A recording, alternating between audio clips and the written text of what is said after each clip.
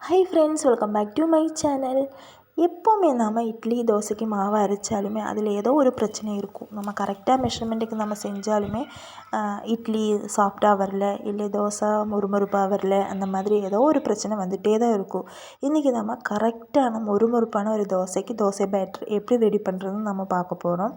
நான் சொல்கிற மெத்தேட் படி நீங்கள் கரெக்டாக மெஷர்மெண்ட் எடுத்துட்டாங்கன்னா உங்களுக்கு பர்ஃபெக்டான ஒரு மொறுமொறுப்பான உங்களுக்கு தோசை பேட்டர் உங்களுக்கு கிடைக்கும். வீடியோஸ் மிஸ் பண்ணாமல் கடைசி வரைக்கும் பாருங்கள். அது கூட நம்ம கொஞ்சம் டிப்ஸ் எல்லாம் நம்ம பார்க்க போகிறோம். இப்போது மெஷர்மெண்ட்டுக்கு 3 டம்ளர் எடுத்திருக்கேன். அதுக்கு 2 டம்ளர் அளவுக்கு இட்லி அரிசி, அரை டம்ளர் அளவுக்கு உளுந்து பருப்பு எடுத்திருக்கேன். உங்கள்கிட்ட இட்லி அரிசி இல்லைன்னா நீங்கள் சாதாரணமாக சாப்பாடு அரிசி எடுத்துக்கலாம். இல்லை 1 டம்ளர் இட்லி அரிசினா 1 டம்ளர் சாப்பாடு அரிசி, அரை டம்ளர் உளுந்தம்பருப்பு அந்த மாதிரி கூட நீங்கள் சேர்த்திக்கலாம். இப்போது இதையெல்லாம் நாம் வேறு பவுலுக்கு மாற்ற போகிறோம். அதுக்கப்புறம் பார்த்திங்கன்னா ஒரு 1/4 ஸ்பூன் அளவுக்கு வெந்தயத்தை சேர்த்திட்டேன். இப்போது மெஷர்மெண்ட் டம்ளருக்கு ஒரு 1/4 டம்ளர் அளவுக்கு நம்மளோட ஜவ்வரிசி சாபுதானா அந்த மாதிரிலாம் சொல்லும் ஜவ்வரிசி சேர்த்திட்டு 1/4 டம்ளர் அளவுக்கு. இப்போ 2 டம்ளர் இட்லி அரிசி, அரை டம்ளர் உளுந்தம்பருப்பு, 1/4 ஸ்பூன் வெந்தயம், ஒரு 1/4 டம்ளர் ஜவ்வரிசி. இதையே ஒரு 3 தடவை நல்லா வாஷ் பண்ணி எடுத்ததுக்கப்புறம் நல்ல தண்ணியில் நாம் இதையே ஒரு 4 மணி நேரம் இல்லைன்னா 5 மணி நேரம் நம்ம இதை ஊற வச்சு எடுத்துடலாம். இப்போ பாருங்கள் 5 மணி நேரம் ஊற வச்சாச்சு. இப்போ இது கரெக்டாக நல்லா ஊறி வந்திருக்கு. இப்போ இதே நாம் கிரைண்டரிலும் அரைக்க போகிறதில்ல, மிக்ஸி ஜாரில் தான் நம்ம அரைக்க போகிறோம். அப்போ பார்த்திங்கன்னா பர்ஃபெக்டான எப்படி ஒரு தோசை பேட்டர் கிடைக்கும்னு நீங்கள் நினைக்கலாம். ஆனால் கரெக்டாக உங்களுக்கு வரும். இப்போது இதையே 2 வாட்டியாக நான் எடுக்க போகிறோம். இந்த மிக்ஸி ஜாரில் ஃபுல்லாக நிரப்பி நீங்கள் அரைக்காமல் கொஞ்சம் பாதியை போட்டு நீங்கள் அரைச்சி எடுத்துக்கோங்க. தண்ணியும் கூட பார்த்திங்கன்னா அந்த 3/4 வாசி அளவுக்கு தான் தண்ணி ஊற்றியிருக்கேன். அதுக்கப்புறம் இப்போ இதையே நல்லா பர்ஃபெக்டாக அரைச்சி எடுத்துகிட்டு நம்ம வந்துடலாம். ரொம்ப ஃபைன் பேஸ்ட்டாகவும் வேண்டாம், இட்லிக்கு கொரகொரப்பாக அரைக்கும் இல்லையா அந்த மாதிரியும் வேண்டாம். ஒரு நடுத்தர மாதிரி இருக்கணும். லைட்டாக கொரகொரப்பு நமக்கு தெரியணும், ஆனால் ஃபுல் பேஸ்ட்டாகவும் நமக்கு வேண்டாம். இப்போ பாருங்கள் இந்த மாதிரி கன்சிஸ்டன்சி தான் நமக்கு இருக்கணும். எக்ஸ்ட்ரா நம்ம தண்ணியெல்லாம் இங்கே நம்ம சேர்த்த வேண்டாம். நம்ம ஊற வச்சுருந்த அதே தண்ணி வச்சு மாவை அரைச்சி நம்ம எடுத்துட்டோம். இப்போது எப்போவுமே மாவு நம்ம அரைச்சி வச்சதுக்கப்புறம் ஒரு 8 மணி நேரம் நம்ம கரெக்டாக பொங்கி வர்றதுக்கு நம்ம வச்சுருவோம். அப்படியே மாவு பொங்கி வந்திருந்தாலுமே ஒவ்வொரு டைம் பார்த்திங்கன்னா அந்த நம்ம வச்சுருந்த பாத்திரத்துலேருந்து மேலால் வந்து கீழே சிந்தி இருக்கும். இப்போது ஒரு பெரிய வெங்காயத்தை எடுத்துக்கோங்க. மேலால் அந்த தோல் மட்டும் ரிமூவ் பண்ணி இந்த மாவுக்குள்ளே நீங்கள் போட்டு விட்டுருங்க. நம்ம 8 மணி நேரம் நம்ம வெயிட் பண்ண வேண்டியதில்லை. 4 மணி நேரத்தில் நம்ம அழகாக நம்மளோட மாவு புசுன்னு நல்லா பொங்கி வந்துடும். ஆனால் அந்த பாத்திரத்துலேருந்து கீழே சிந்தாமல் அது அப்படியே நிற்கும். பாருங்கள் என்னோடய பாத்திரத்துக்கு மேலால் வேறு வந்திருக்கு, ஆனால் சிந்தலை. 4 மணி நேரம் மட்டும்தான் நான் வெயிட் பண்ணியிருந்தேன். இப்போது இதுக்கப்புறம் ஒரு சுற்றி நம்ம அதுக்குள்ளேருந்து நம்ம அந்த வெங்காயத்தை நம்ம எடுத்துடலாம். வெங்காயம் இனி நமக்கு வேண்டாம். இதே வெங்காயம் ஒன்றும் ஆகாது. இப்போ அதிலேருந்து மாவெல்லாம் எடுத்ததுக்கப்புறம் கழுவி நம்ம அந்த சட்னி இல்லைன்னா நம்ம ஏதாவது குழம்பு அந்த மாதிரி எதுக்கு வேணாலும் நம்ம யூஸ் பண்ணிக்கலாம். பாருங்கள் நல்லா தான் இருக்குது. இப்போ அது பண்ணாங்க ஓரமாக இருக்கட்டும். இப்போது நம்ம மாவு இருக்கும் இல்லையா, அந்த மாவு எப்போவுமே நம்ம செய்கிறது, நம்ம மாவு எடுத்ததுக்கப்புறம் டொயின்னு அந்த கரண்டியை வச்சுட்டு உள்ளே 4 சுற்றுவோம். இப்போ அந்த மாதிரி நீங்கள் பண்ண வேண்டாம். அழுங்காமல் ஒரு 3 இல்லை 4 வாட்டி அழுங்காமல் லைட்டாக மட்டும் நீங்கள் சுற்றி விட்டுக்கோங்க. அதுக்கப்புறம் எப்போ நீங்கள் தோசை சுடுறோமோ அப்போது பார்த்தீங்கன்னா இப்போது அதுக்கு தேவையான மாவு மட்டும் வேறொரு பவுலுக்கு நீங்கள் எடுத்துக்கோங்க.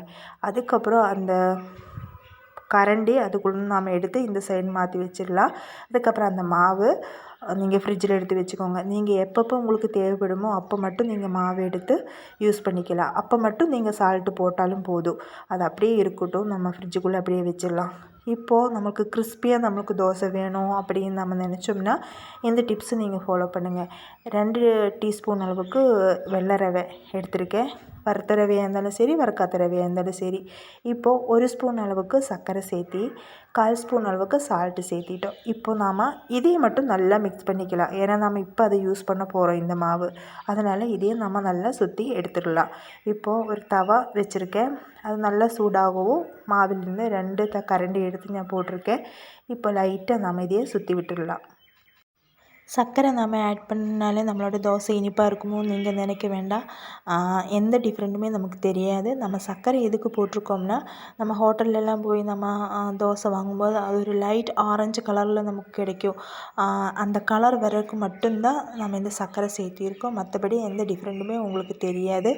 இப்போது நம்ம 2 கரண்டி மாவு சேர்த்தி நம்ம லைட்டாக அப்ளை பண்ணி விட்டதுக்கப்புறம் அடுப்பு லோ ஃப்ளேமில் போட்டு நம்ம நல்லா முருவு பண்ணி விட்டுடலாம். இப்போ பாருங்கள், இப்போ ஃபஸ்ட்டு தோசை நமக்கு ரெடி ஆயாச்சு. இப்போ பாருங்கள், நல்லா அழகாக ரோலாக சுற்றி வருது பாருங்கள். பேப்பர் தோசையோட்டவே கிறிஸ்பியாக முறுமுறுன்னு நம்மளோட தோசை ரெடி ஆயாச்சு. இப்போது இன்னும் ஒரு தோசை நம்ம இதே மாதிரி பண்ணி எடுத்துகிட்டு வந்துடலாம். இது பார்க்குறது மட்டும் இல்லாமல் நீங்கள் கரெக்டாக செஞ்சு பாருங்கள். இதே டிப்ஸ் இதெல்லாம் ஃபாலோ பண்ணி செஞ்சு பாருங்கள். உங்களுக்கு பர்ஃபெக்டாக ஒரு முறுமுறு தோசை உங்களுக்கு கரெக்டாக கிடைக்கும். செஞ்சு பார்த்துட்டு எப்படி இருக்குங்கிறது நீங்கள் ஃபீட்பேக் மறக்காமல் நீங்கள் கமெண்ட் செக்ஷனில் சொல்லுங்கள். கரெக்டாக வந்துருச்சா இல்லையா அப்படின்னு சொல்லிட்டு. இப்போ நம்ம 2 தோசையுமே ஆயில் ஊற்றி தான் நல்லா முறுமுறு பண்ணி எடுத்துருக்கோம். இப்போது 3rd தோசை பார்த்திங்கன்னா நான் ஆயிலே ஊற்றாமல் நம்ம ஃப்ரை பண்ணி எடுக்க போகிறோம். அதுவுமே கிறிஸ்பியாக தான் வந்திருக்கு. மற்றபடி நம்ம எப்போவுமே தோசை நம்ம சுடும்போது ஃபஸ்ட்டு பார்த்திங்கன்னா கொஞ்சம் கிறிஸ்பியாக நமக்கு வரும். நம்ம 2 இல்லைன்னா 3வது தோசை சுடுறதுக்குள்ளேயே அது கொஞ்சம் நகுத்து போகிற மாதிரி இருக்கும். ஆனால் இது கொஞ்சம் நேரத்துக்கு எதுவுமே ஆகாது. அந்த கிறிஸ்பினஸ் அது அப்படியே மெயின்டைன் ஆகும். இப்போது நம்மளோட தோசையெல்லாம் ரெடி ஆகிடுச்சு. இப்போ நம்ம சர்வ் பண்ண வேண்டியதுதான். டண்டடாய், நம்மளோட முறுமுறு கிறிஸ்பியான நம்மளோட ஹோட்டல் ஸ்டைலில் இருக்கிற நம்மளோட தோசை இப்போ ரெடி ஆயாச்சு. இனி நம்ம சாப்பிட வேண்டியதாக. இது எவ்வளோ கிறிஸ்பினஸ் இருக்குங்கிறது உங்களுக்கு நான் காமிக்கிறேன், பாருங்கள். இதுலேருந்து இப்போ ஒரு தோசையை எடுத்துக்கலாம். இப்போ பாருங்கள், அதோட கிறிஸ்பினஸ் உங்களுக்கு சத்தம் கேட்கும், முறுமுறு சத்தம்.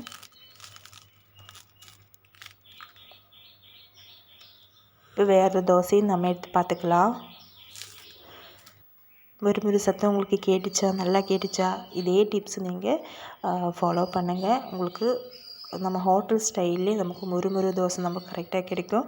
இதுக்கு உங்களுக்கு விருப்பப்பட்ட சாம்பார், சட்னி எது வேணாலும் நீங்கள் யூஸ் பண்ணி நீங்கள் சாப்பிட்டுக்கலாம்.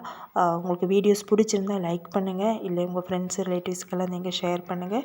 சேனல் பிடிச்சிருந்தா சப்ஸ்கிரைப் பண்ணுங்கள். சப்ஸ்கிரைப் பண்ணும்போது ஆளுங்கிற ஆப்ஷன் மறக்காமல் எனேபிள் பண்ணி விட்டுருங்க. அப்போ தான் நான் போடுற நோட்டிஃபிகேஷன் உங்களுக்கு வந்து சேரும். இன்னும் சிம்பிளும் ஹெல்த்தி வெரைட்டியான வீடியோஸ் எல்லாம் நம்ம சேனலில் இருக்குது. அதுவும் போய் நீங்கள் விசிட் பண்ணி பாருங்கள். நாளைக்கு இன்னும் ரெசிபி மாயிட்டு வரேன். டாடா, பாய்.